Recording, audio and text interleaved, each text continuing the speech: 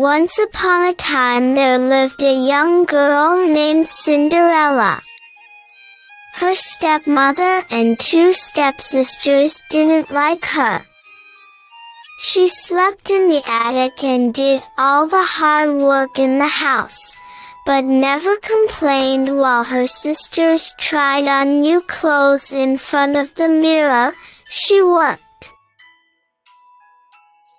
Cinderella, we're going for a walk.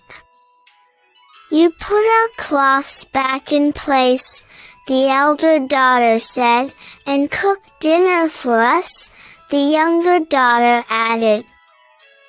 Sure, Cinderella replied, although she also wanted to go out in such lovely weather. After Cinderella was done with the clothes, she started cooking dinner. Cinderella, have you cleaned the floor? Her stepmother asked. Not yet, Cinderella replied. You lazy brat, shouted stepmother, you only rest all day long. Make yourself useful. I will clean the floor right away, Cinderella said calmly. In the night, when everyone was asleep, Cinderella worked on the dresses of her sisters. Once, the king's son decided to throw a ball and called for all the nobles in the kingdom. Cinderella's stepmother and her daughters were invited, too. They were thrilled and tried all their dresses and jewelry, but for Cinderella it was just more work.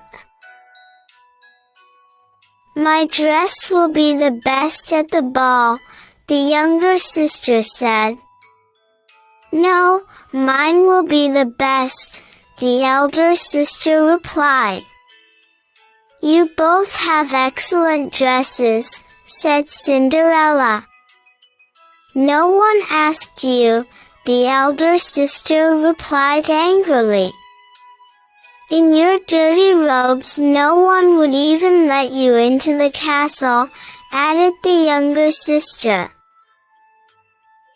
Girls, it's time for us to go, the stepmother hurried. Where is my shawl? After her stepmother and sisters left, Cinderella looked at the road for a long time. When their carriage was not to be seen anymore, Cinderella started crying. Meanwhile, Cinderella's godmother came. She was a fairy. What happened, child? Why are you crying? The fairy wondered.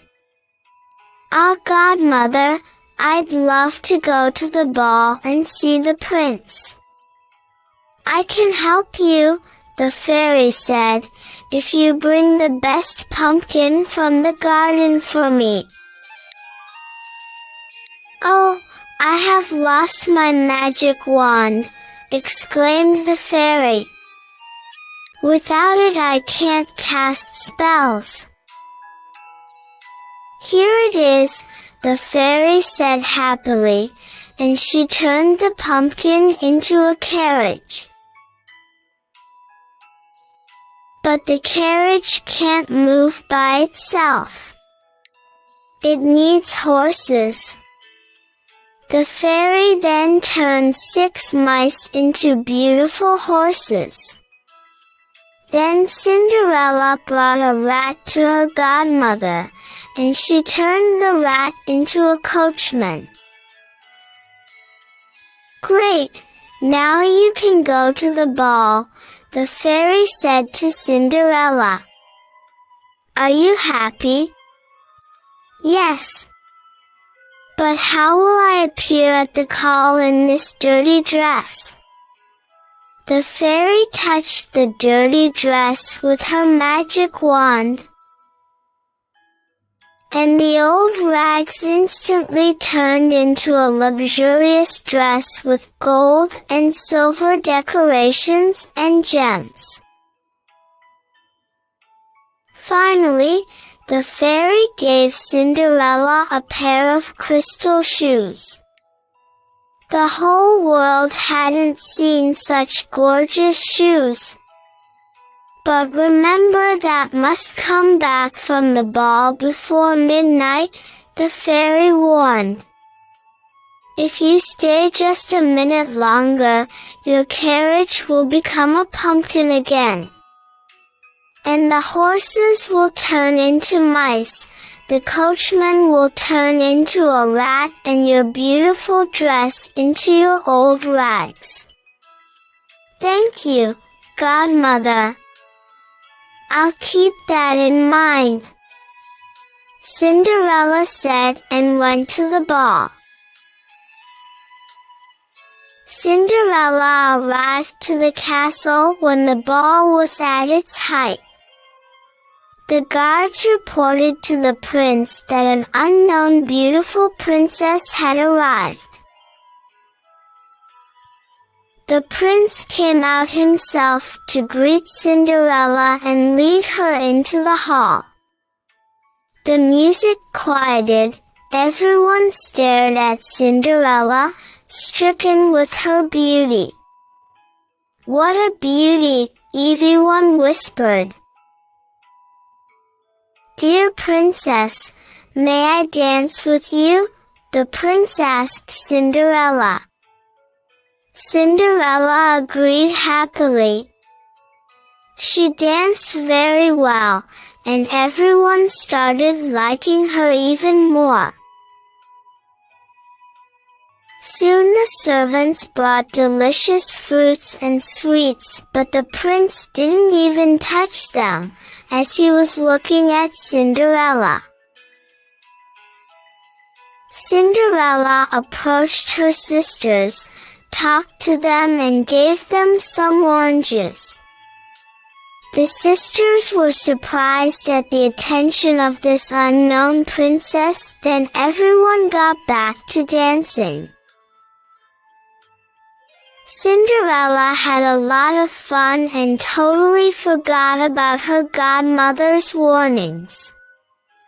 She thought it was still 11 o'clock when the clock suddenly struck midnight. She quickly ran out of the hall, out of the castle and back home. The prince tried to stop her, but couldn't. In the hurry, Cinderella left one of her crystal shoes. The prince carefully picked it up. Have you seen where the princess left to? The prince asked the guards at the gate. No, Your Highness, one of the guard replied. We only saw some girl in rags running out of the castle. She looked more like a peasant than a princess. Cinderella returned home without a carriage or servants. In her old dirty dress from that whole luxury, only one of her crystal shoes remained. A few days passed, and the prince decided to find Cinderella. He declared that he would marry the girl who could put on her foot the crystal shoe Cinderella, and left at the hall.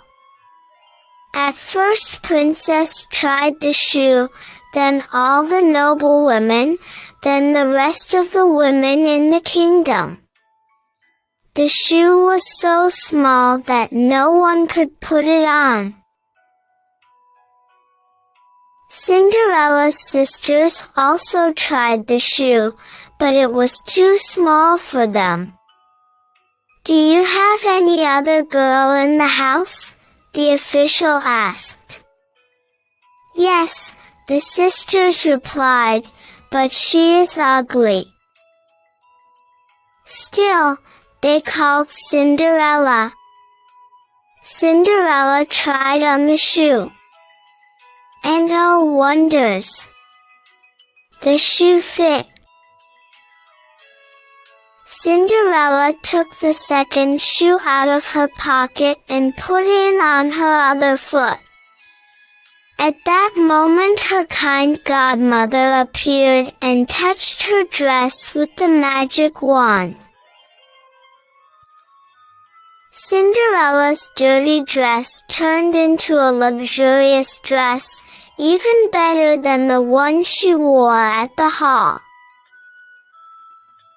Cinderella's sisters and stepmother understood who the princess had been. They fell at her feet asking for forgiveness. Cinderella was very kind and she forgave them. The prince's guard took Cinderella to the castle. On that same day, the prince married Cinderella. Cinderella and the prince lived happily ever after. Please subscribe us and press the bell icon.